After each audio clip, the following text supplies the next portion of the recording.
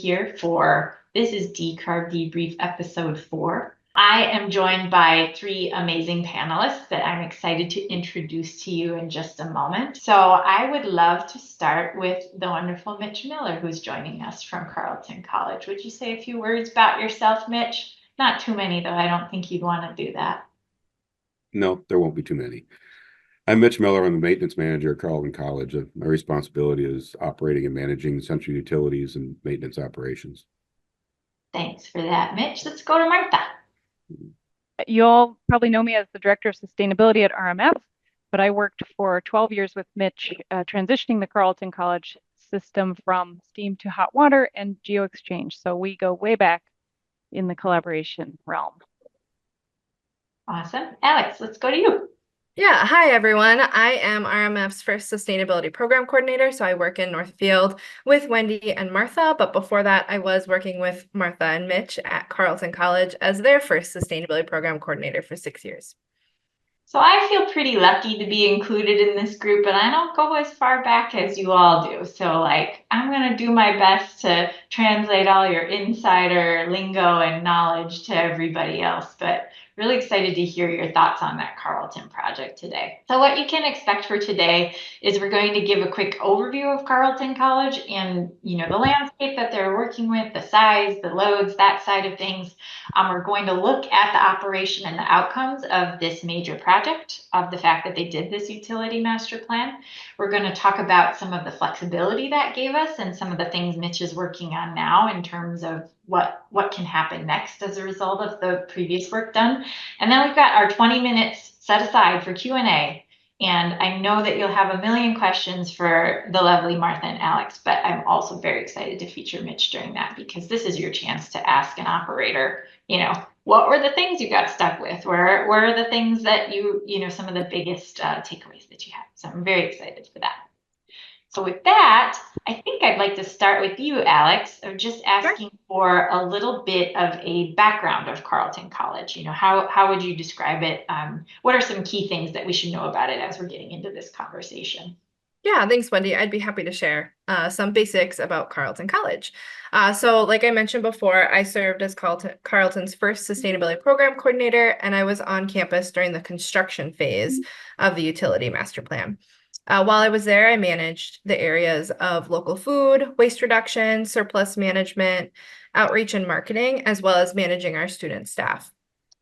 So Carleton is a small private liberal arts college located in Northfield, Minnesota. It's about 45 minutes south of Minneapolis and St. Paul. Carleton's website says that they are a self-proclaimed, joyfully competitive group of people. They use humor to poke fun at themselves and are very intellectually curious. You'll see this play out today as Martha, Mitch, and I share details of the Carleton Utility Master Plan. I'll also share some information about how we marketed and shared this project to students and the Carleton and Northfield communities during the construction phase. Carleton has 2,000 students and about 2 million square feet, with majority of those buildings being served by the central plant. Its energy use intensity is 100 to 120 kBTUs per square foot per year, and its peak loads are 4,000, 3,000, and 1,600 for electricity, heating, and cooling, respectively. This all results in about 12,000 metric tons of CO2 equivalent greenhouse gas emissions and helps Carleton address its climate action plan goal of being carbon-free by 2050. I'll share some more about emissions since signing the carbon commitment later in the presentation. Sounds great. And I imagine that all of those loads and carbon output are drastically changed since before this project started. So we'll go over that as well. I'm excited to see that. Yeah, cool. Wendy, I forgot to add the asterisk. That is the before EUI. Oh, it is the before. Okay. The peak loads are current, but the EUI is the before. Wonderful. Thank you for that clarification. Cool. So Martha, can you give us a little bit of a background of how Carleton strategized this kind of work to stay on track for these? So these goals, these 2050 goals. Alex mentioned that Carleton signed the second nature carbon commitment. For those of you that attended Decarb Debrief number 1, you should have heard about what that is and how that really spearheaded a lot of higher ed institutions into, really getting down and rolling up their sleeves to do some of this work. So how did Carleton approach that, Martha?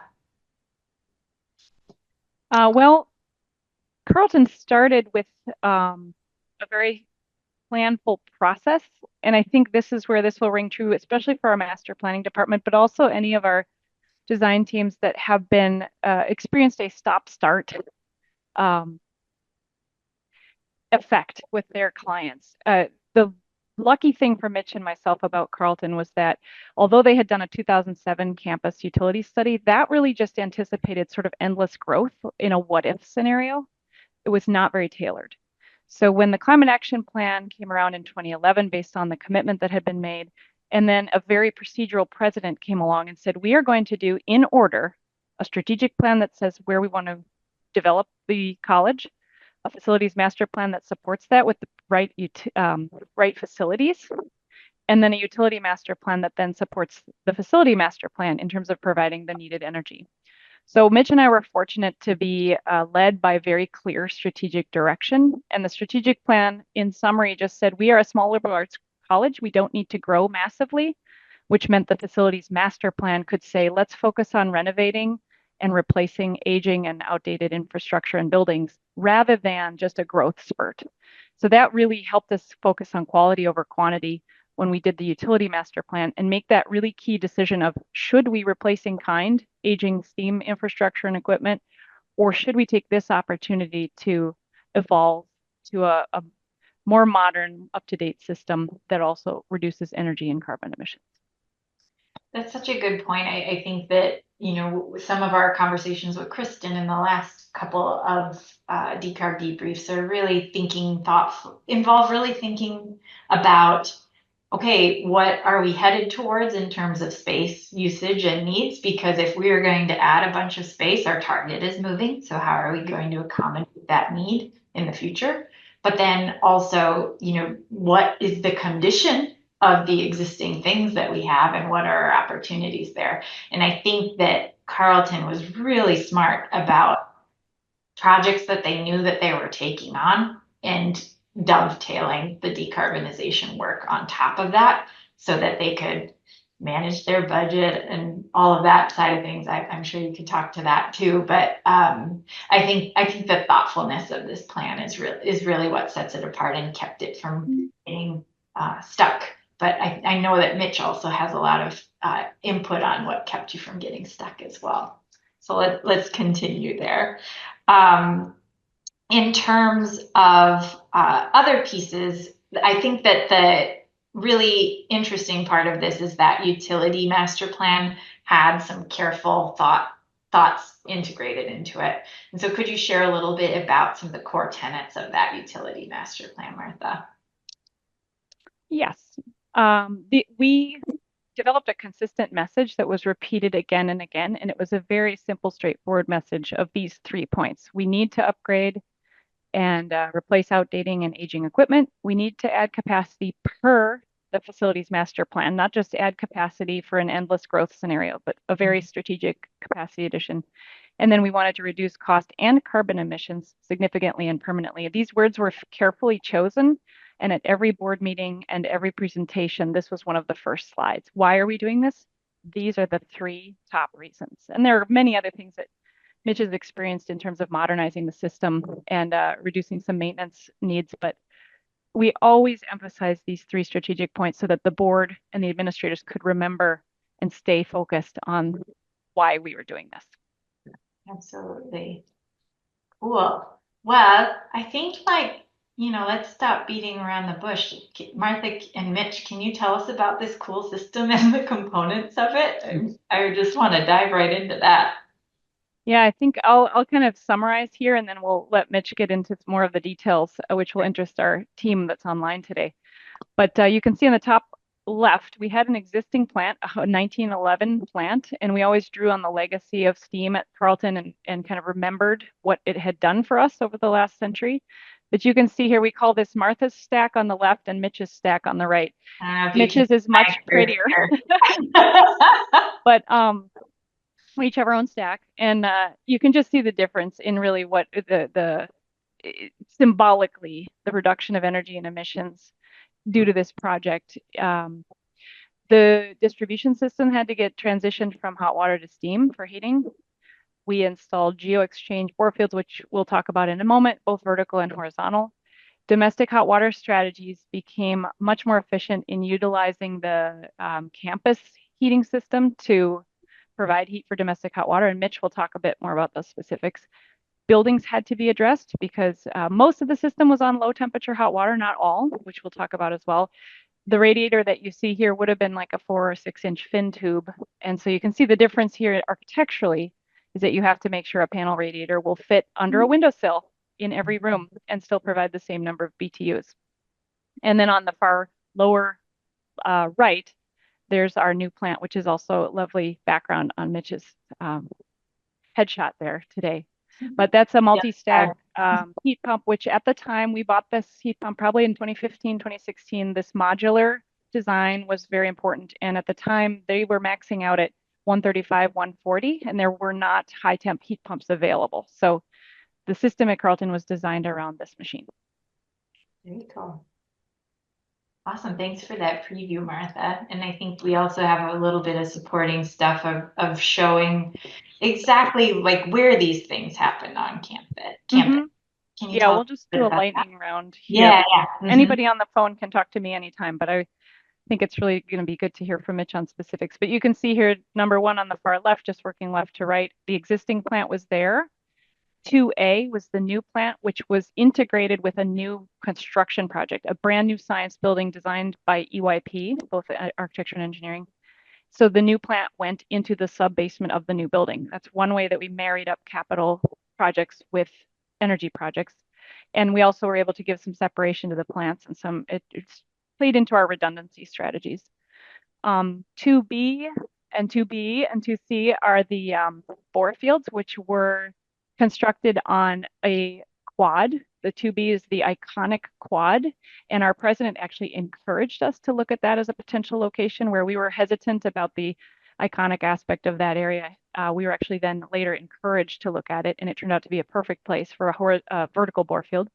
2B is another quad, the smaller one in the middle, and then 2C was a horizontal bore field because the water pressure was so great under that area. It's kind of a lower elevation that we got artesian flow when we drilled down. We hit the water table and the water shot up 9 feet above grade. It was like a lot of head pressure there. So we went for horizontally with that under a soccer field. Awesome. Yeah, so this was the amount of construction that happened over 5 years to enable that system. But there were also some pieces that were in place before that in terms of renewables and during that time. I definitely want to touch on those for a moment. Right. Carleton started its journey with really looking at electricity, scope 2. It was more straightforward. We added solar panels to the rooftop of a new dorm, both solar PV and solar thermal for domestic hot water. And then the 2 wind turbines are out there in the farm fields. You can see Carleton is fortunate to have space for commercial scale wind turbines. So the first one was added as more of a symbolic gesture and tied to the public grid. So Carleton got paid for the power and the renewable energy credits. The second one was tied directly back to the campus. And it was the first turbine actually that inspired a donation that enabled the second turbine. So we, Mitch and I together, installed and operated commercial scale wind turbines for that time, and Mitch still does. And how are those wind turbines faring these days? They're doing very well. Yeah. They what I always tell people is for 1/3 of an acre, which is both the gravel driveway and the tower, we have enough as much power as a 25 to 30 acre solar array could produce in a year. So if you think about space constraints, wind is quite effective compared to solar. And you always have to think about the place in which a campus is located. We are lucky that Carleton is surrounded by farmland. You might notice this map, there's not a lot going on here. So we have the space in order to do something like that. So great. Martha, you mentioned earlier a quick note about the bald spot, for example, that main quad in the center of campus and how that, was originally something that you weren't sure if you wanted to use, and then it was encouraged. I kind of would love that. That seems like a really good transition into a question that I have for Alex, which is how did you have engagement and buy-in across campus to make sure that these projects got done? Yeah, that's a really great question. I'd love to talk about that.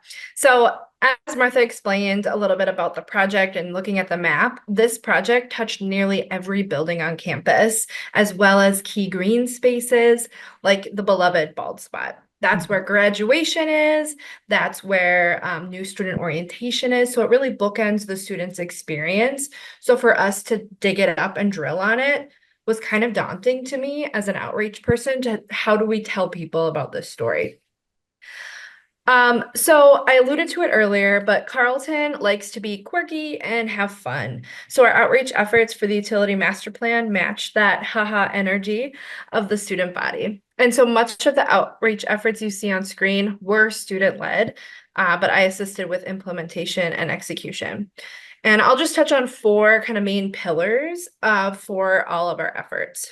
The first one is being educational.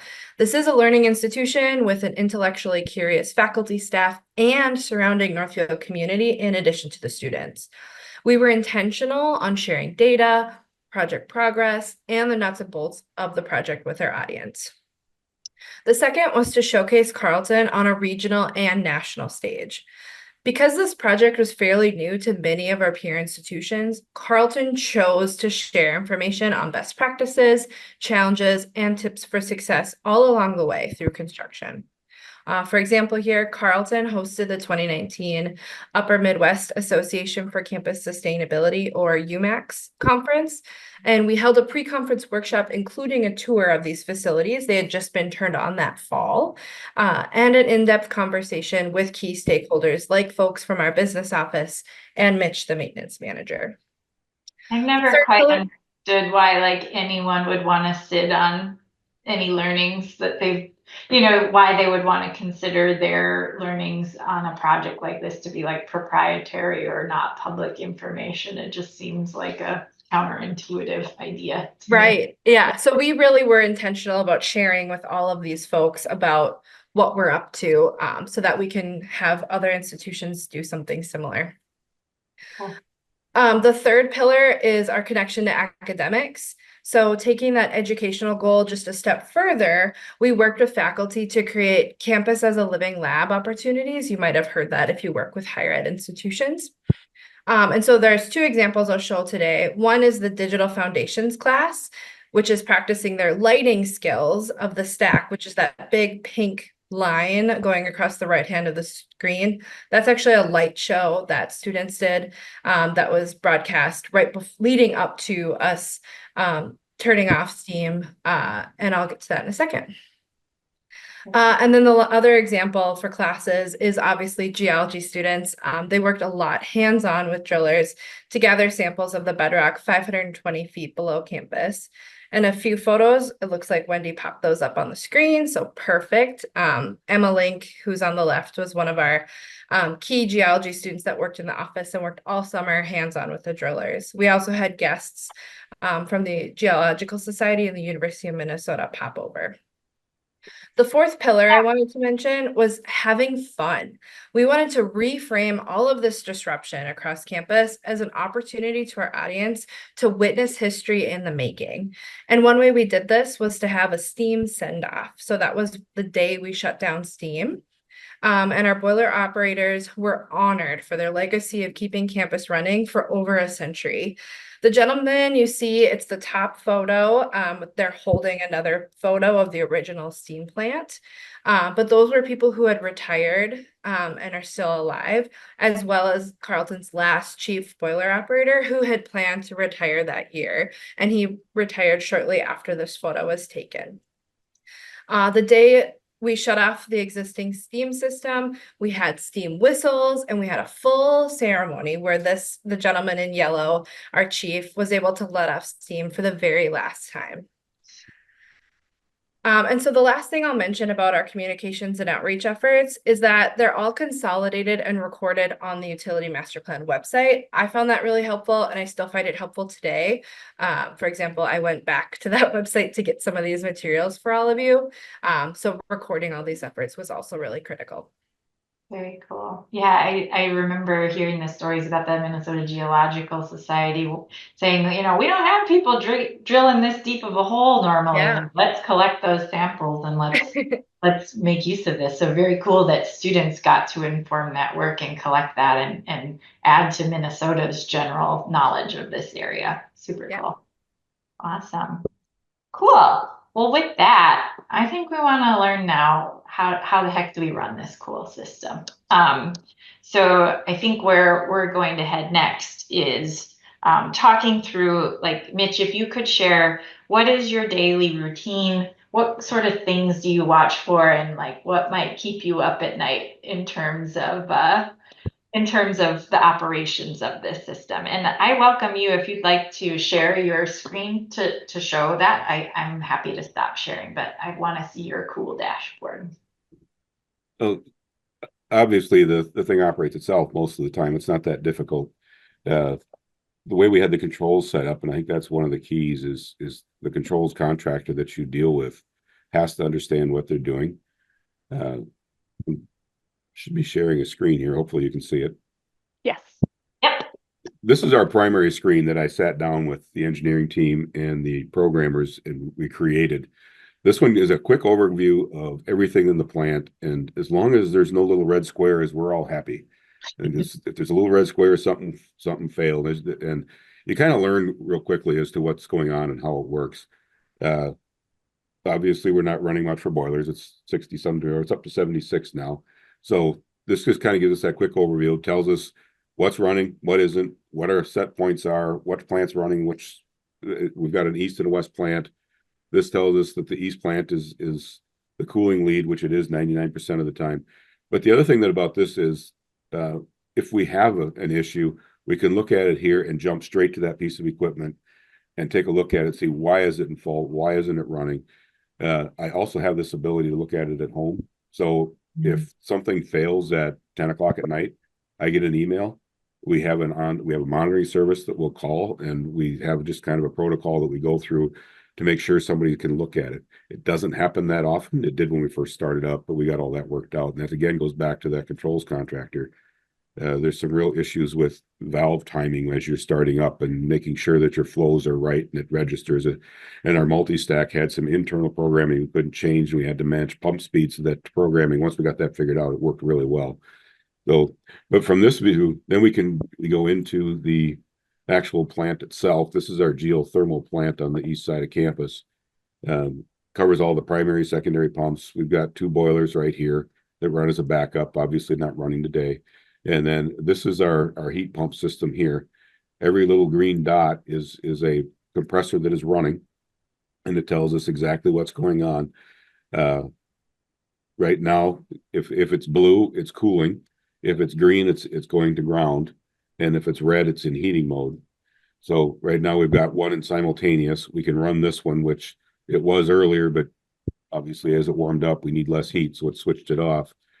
The interesting thing that I watched some, and Martha always got interested in, was this COP up here of 5.3. That varies anywhere from low 4s up to almost 7. If we were to bring this module back on in simultaneous, this would jump up over 6. And that's usually this time of year. We're a little warm yet, but this time of year we'll start to see that more and more frequently.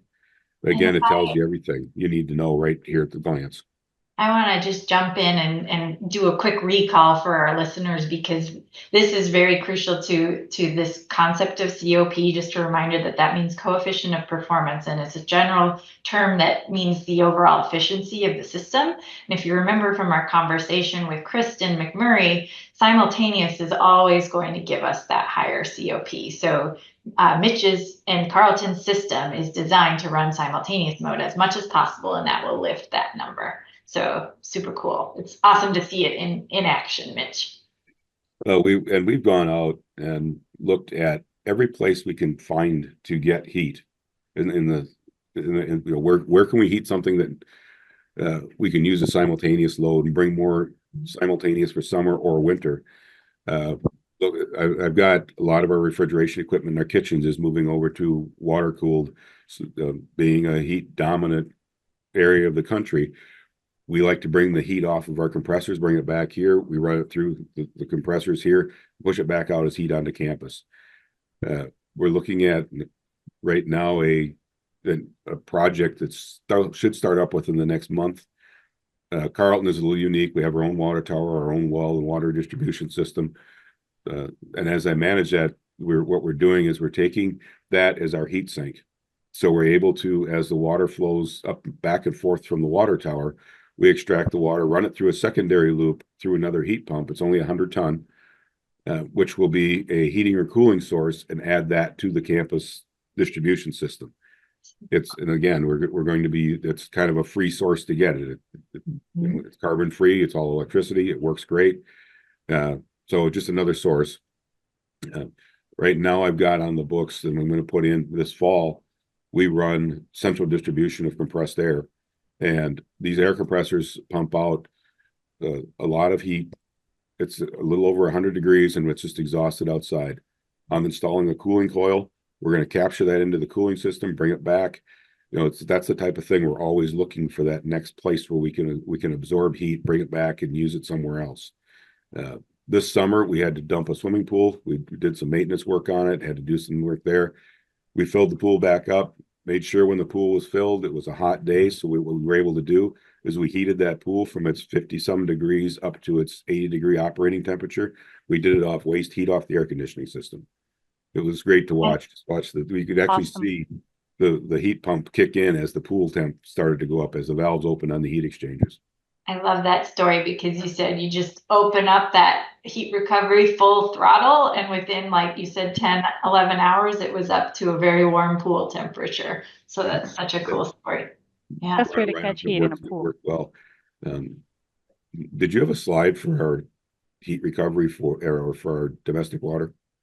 Yeah, I definitely want to touch. So I specifically reached out to some of our commissioning engineering teams and our buildings teams, because we've talked a lot about infrastructure in the first 3 decarb debriefs, and this one is really a crossover between what did we do on the infrastructure side, and then how did that impact the buildings, and what were some of the creative solutions there. And Mitch, I'll turn it over to you to kind of talk about the strategy, because this was co-engineered by Mitch and the engineer of record. The idea was that during all of our summer programs and all of the use during the summer, that rather than use gas to heat the water for domestic use, we installed heat exchangers and did it off pretty much the backside of the air conditioning. So it was our domestic water heat would be free. There was a bit of a struggle. The state didn't really understand what we were trying to do. So after I got the engineer convinced that was a good plan, he took it to the state and they made us put this booster heater in, because with it only being 120-degree water, they were concerned about having the Legionella growing in the piping somewhere. So for an hour or two a day, you typically between 2 and 4 a.m. Is our campus, you can watch, doesn't go to sleep until 2. I don't know where the college kids get their energy, but they seem to. So between 2 and 4, we would boost it to 140 degrees and then let it, as they take showers in the morning, it would come back down again. Honestly, most of those booster heaters have been shut off because there's not enough stagnant water in these systems that anything could anyway. Like I said, we run our own water treatment system, and we boost the chlorine just a little bit above, well within legal limit, but just slightly higher to help our disinfectant across campus. But the way this works is we've got the heating hot water going in one side to a double plate and frame exchanger. And then the valves, we have a 1/4 valve and a 3/4 valve, which is the tiered valves. And when water flow is detected coming from the domestic side, the 1/4 valve pops instantly open. And then the 3/4 valve is modulated to control the water discharge temp. Really, it's not that much of a problem. It's more for controlling not getting too hot of water back to our heat pumps. Considering we're only putting in 120-degree water, we can't really burn anybody. So it's more to try to modulate the output temperature than it is the input of the domestic side. We put this in, we've been using it now for 5 years, something like that. And I have never had a complaint that they ran out of hot water. I will say, Mitch, a note to the commissioning agents. I spent many, many hours and nights in dorms commissioning those valves. or not me commissioning, with the commissioning agent as their escort. So once we got it right, it worked really well, but there is no quicker way to get a maintenance call than a cold shower. So we did, Mitch and I kind of had to iron that out, but I think that just speaks to the value and the importance and the criticality of the commissioning step in this process. And Mitch, you can feel free to extrapolate on that. Oh, the issue always was for the first month or whatever it was that we had to do that, getting the valve to pop fast enough so that they didn't get a shot of cold water back in the recirculation. And that's when we came up with the quarter valve pops wide open and just allows all the water through. And then the 3/4 valve hits a certain point, and I don't remember the exact percentage, and then modulates from there. That way you're always assured of having warm water back at the shower. The biggest complaint we had after we did it was once we got things kind of set, the students who were in the building last year complained that, well, I had to turn the hot water valve up higher this year than I did last year because the water was a little cooler. Right. They didn't run out of water. It just they were used to setting it in one point and they had to move that point. Turn the valve farther. Yeah, exactly. You got it. That Not big a deal. the one special spot you used to use is a little higher. Yeah, their one spot was no longer the right spot, so yeah. they got used to it pretty quickly, and it works fine. But we've had no real issues with it at all. It's worked fantastic. Amazing. And we've implemented it now pretty much everywhere across campus. And the reason this is important is because as we're working with schools to select an ideal campus hot water supply temperature, we often find domestic hot water conversations driving that decision. You know, oh, we have to have it at least this hot if we're going to take domestic off the other side. But with this booster heater approach, Carleton chose to use 120 campus water, which delivers 118 or 115 degree domestic hot water, and then found a way to also still meet the Department of Labor requirements. Kind of blow through a couple of things quick, but I really love this story. The one thing that I'd love to revisit very quickly, Mitch, is the idea that your water is so clean that there aren't the same issues of keeping a plate and frame clean that some other institutions might have. I thought that was fascinating. Well, with our well water, what we do is we bring it in and we go through a filtration process, and all of the water on our campus is softened. We don't use hard water. We also do on the heating water side and chilled water side, we have a very fine filtration. We go through the first 5 micron, and then we bring it down through another sand type filter with a different media. It's not sand, but it's similar. That brings it down even finer so that we don't have the plugs and the clogs in our plate and frames. We've never had any issue with that. This is the same room that you're seeing on the screen now. The previous storage tank was on the left, which was just the big storage tank. And then on the right, that's what replaced it, was the plate and frame. The one on the left is for a swimming pool. The one on the right is for domestic water. I think I want to jump ahead to the impact that this has had. And Alex, I want to turn to you from your carbon accounting standpoint. Yeah, well, these results are very fun to share. So Mitch and Martha, I'll invite them to jump in as well if they want to highlight anything. So the first graph on the screen is showing our total energy use reduction in stationary fuel, which is blue, and purchased electricity, which is purple. We peaked at about 180,000 MMBTUs per year. And then the last year we measured, FY22, is about 80,000 MMBTUs with a total drop of 1,000 MMBTUs in about a decade, which is awesome. The shift in energy use also switched from stationary fuel, which in our case was natural gas, to primarily electricity as we decarbonized the plant operations and made that switch to a more electrified system. The last thing I'll note here is with the addition of the East Energy Station and the Science Building, our square footage has increased over time, which is the green line on the top, but our emissions keep on dropping. So for the next slide, it kind of shows the same information, but just normalized per square foot. Again, a massive drop compared to prior to construction of the utility master plan. And Mitch, I think you would comment on this. This is primarily due to the ability to engage heat recovery with the heat pump. I mean, you don't have any other magic silver bullets for that massive drop other than the change. Well, changing from steam to hot water also reduced losses. I would add that as well. Yeah, we have a lot less loss because we don't have steam running through the tunnels anymore where we're melting the snow off the top and keeping the grass green all winter.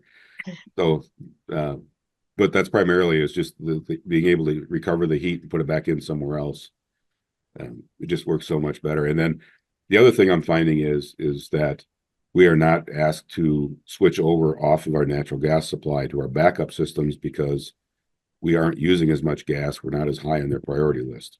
Mm. Mm, That's a good point. yeah, so you aren't having to pull back from the utility because you aren't taking too much load.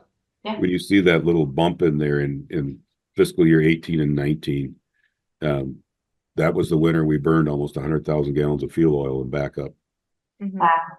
Super That was cold really winters. cold. Yeah. Yeah, those were our what Polar do you- vortex. yeah, polar vortex. I was like, Yeah. how did I lose that term already? That was an As extreme. was 14. 14 was Wishful another cold one. Mhm. Yeah, wow. All right, Alex, can you share a little bit with us about how that impacted carbon emissions? Yeah, so as Wendy and Martha mentioned in, I believe it was the first decarb debrief, we measure carbon emissions in 3 scopes. Scope 1 is shown in red here, and that's our heating and fleet vehicles. Scope 2 is blue and is our purchased electricity. And then scope 3 are emissions that are indirectly related to campus emissions, so waste and recycling, commuting, transmission, distribution losses, and air travel. The black circles along the screen on the right are the interim goals set forth by the Climate Action Plan. And then the orange circle is where we thought we would be in terms of carbon reductions with the utility master plan. Yeah. And the next slide, drumroll please, is where we actually ended up. We do anticipate a slight rebound given the pandemic and some emissions were at an all-time low, for example, air travel. So I'm not going to steal Mitch's thunder, but he has some new projects that he's talking about to how to keep our emissions low at Carleton. And so all this work is to say that Carleton has reduced its emissions by 58% since 2008. So great job to Carleton, Mitch, Martha, and all the leadership that were really visionary in taking this project home. So I'll pass it off for now to share more exciting stuff. Cool. So I think, Mitch, you had given a good preview into these ideas of some of the ways that you're going to be continuing your heat recovery and some changes that are happening in the very near future on Carleton's campus.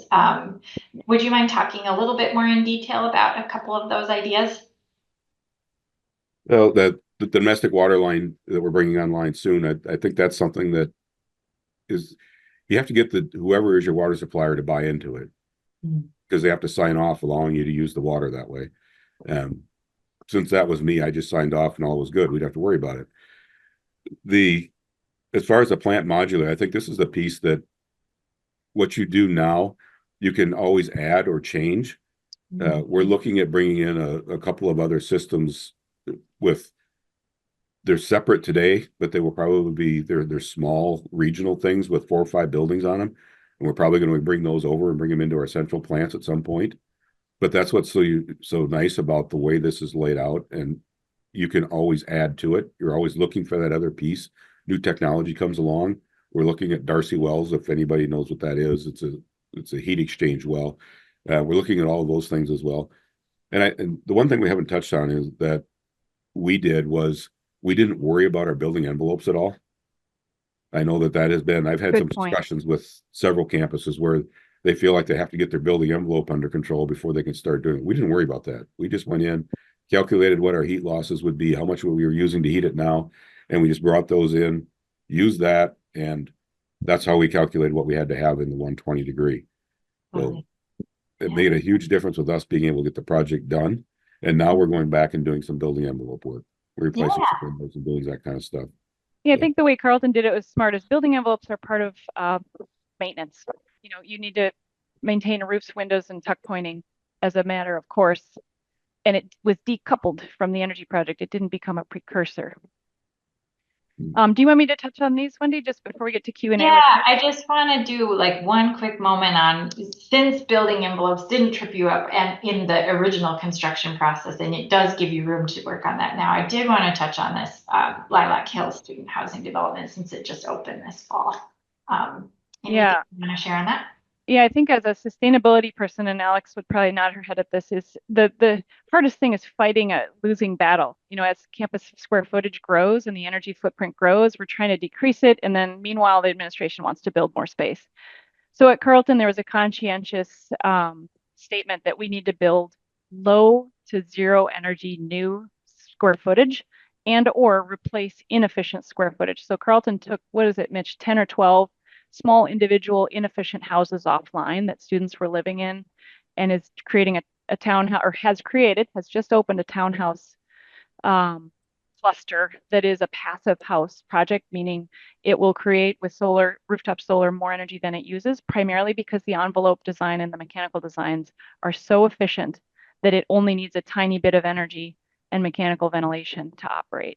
And then the next slide is about that replacement theory, which is when they took down a building that was an inefficient science building and replaced it with a building that was 30% bigger, the new building was so much more efficient that the total energy footprint of that science complex was less.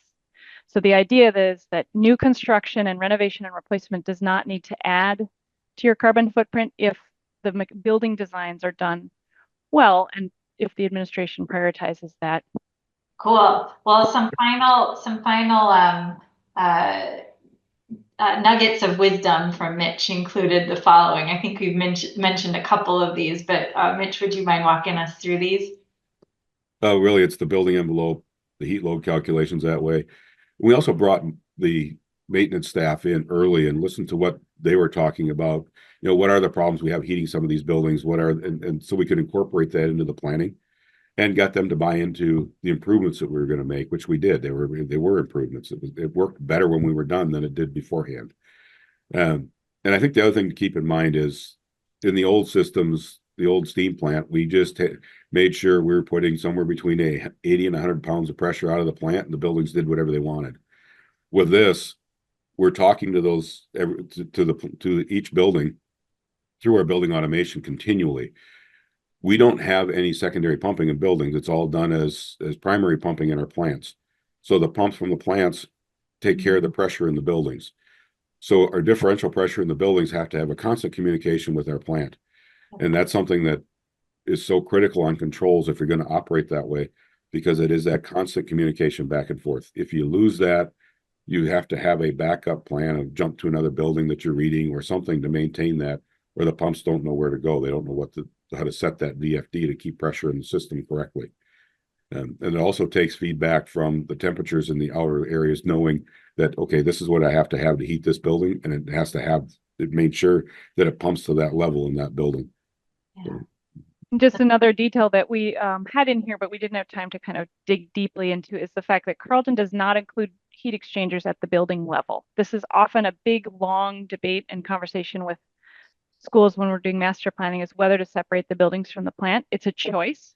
Carleton chose not to, and through doing that, eliminated lots of equipment at the building level in terms of pumps to maintain, but also then interconnected those pressures and flows. So there has to be a really good watch, because as Mitch and I learned one day at 4 p.m. on a Friday, probably, if you get a leak in a building, the whole system is impacted. So there were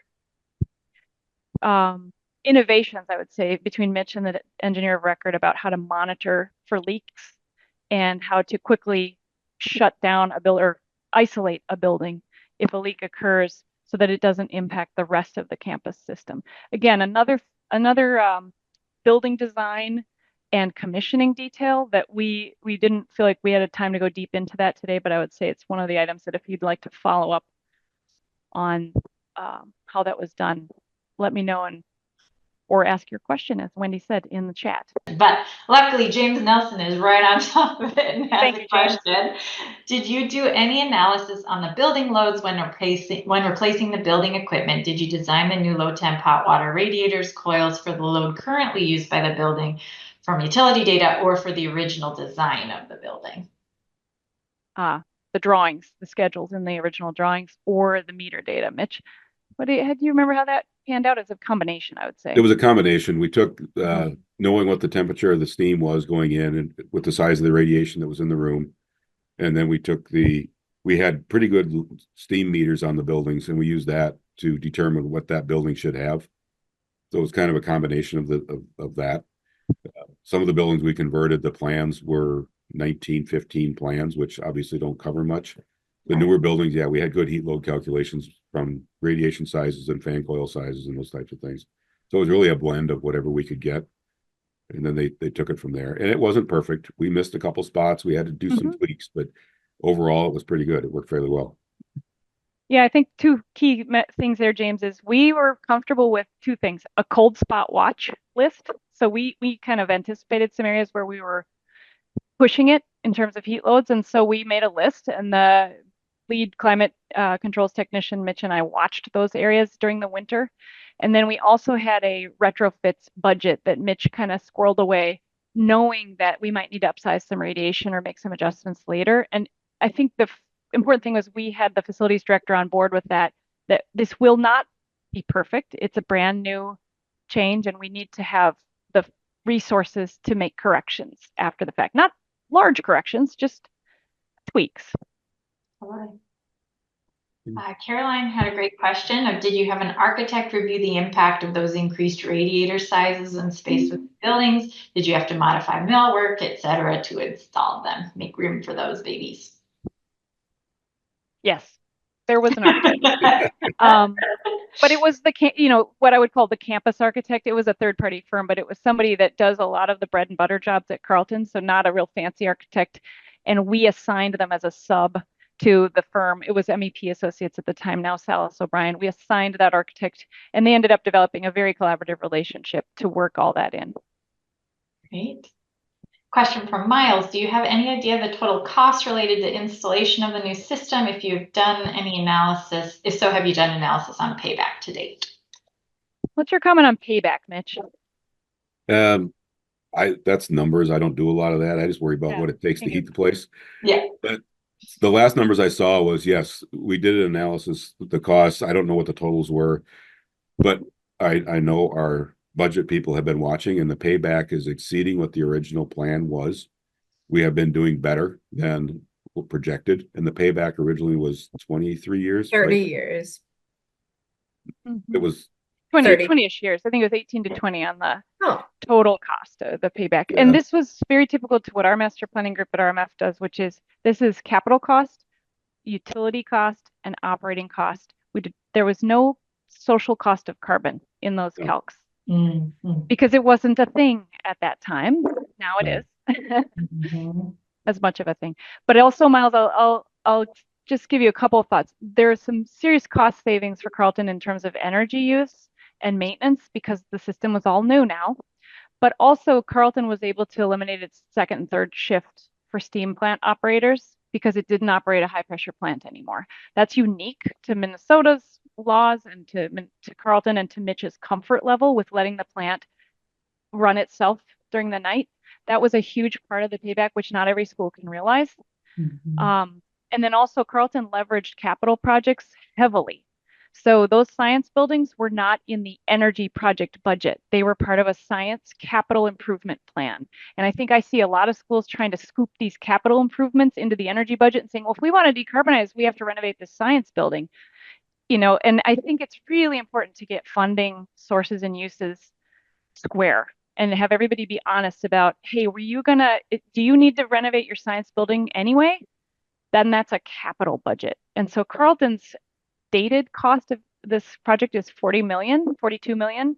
You'll know that a lot of people right now are talking about 300, 400, $1 billion. 42 million included about 80 million of capital projects, which were buildings that needed to be renovated anyway. And we leveraged the building renovations to achieve the hot water conversion in those buildings.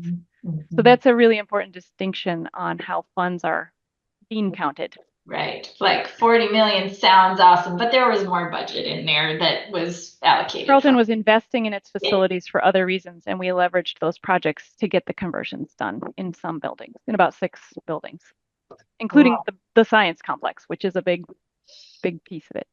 Go ahead. Questions are rolling in, so I want to get to the next one. Do you also have cooling towers on Carleton's campus, or is it all heat rejection to the geo? We do have cooling towers. We've got three chillers that back up when the geo plant can't keep up, the chillers kick in automatically. That's the balance between the two plants. Yeah, And there are also hot water boilers that kick in to take Right. the peaks of the heating, and also redundancy. To build a bore field the size of running an all geo-exchange plant at Carleton would take up the whole campus. And so there is a very specific art and science of sizing a bore field so that you can hit your base load with your geo and hit your peaks with more traditional technologies. Would Carleton ever consider expanding its bore field space, or is that kind of just like a thing that's out of the cards?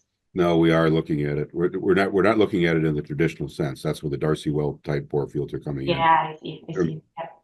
They're more efficient. We don't have to build them as many of them, and it works. Gotcha. If anyone ever has a question on Darcy, I got you. So come back to me on that one. They're an interesting technology. All right. Mike Wilkins asks, what was the average energy savings for a building once it transitioned from steam to hot water? Is there any way of knowing that or having a rough sense? Facility operators feel, right, Mitch? We can kind of go with facility operators feel for that. We don't really have the measurements to say as a comparison.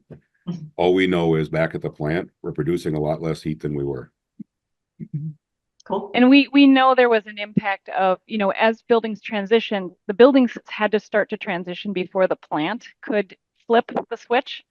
And so we were able to see drops in that meter data across the buildings once things moved into a hot water mode instead of steam. I could say it was anywhere from 10 to 30% less, but it really depended on the building, the age of the building, the envelope of the building, the type of system it had before and after. So it was very wide swing depending on the building itself. Great. Jordan was curious, are there system set point or equipment changes needed from changing seasons? And he followed up with another two. We run at 122 degree set point out of the geo plant, and we run 42 degree out of the chiller plant. We never change those. Now in the winter, because we have some buildings that are not converted to 120 degree water, we have a couple of valves that we close, and we do a reset from 120 to 180 on those buildings. Right. But as those are converted, we start putting those down at 120 as well. I want to make sure that point doesn't get lost. This is how you afford the cost of building conversions. Carleton knew that the west side of campus was very old and that there was a schedule of renovations, but would take 10 to 15 years. So to rush all of those renovations for the sake of the heating system conversion was not prudent from financial perspective. So on the west side, those buildings stayed, anything steam did have to get taken out, steam coils, steam kitchen equipment, etc. And any buildings that had steam radiation did have to get fully converted. But those buildings, Mitch is able to separate the system into a west and an east. And in the winter, the west still runs at 180 off hot water gas boilers. The east stays on the heat pump system. And then in the spring, fall, and summer, it's all connected and it all runs at 120 on the heat pump system. And that was a really strategic measure that actually our CFO kind of asked that question, which prompted that answer to how we can do this without converting all the buildings all at once. We still converted quite a few though, Mitch, didn't we? Yeah, we did a lot of them, but there are a few that we didn't. Yeah. And it's worked fairly well for us. Awesome.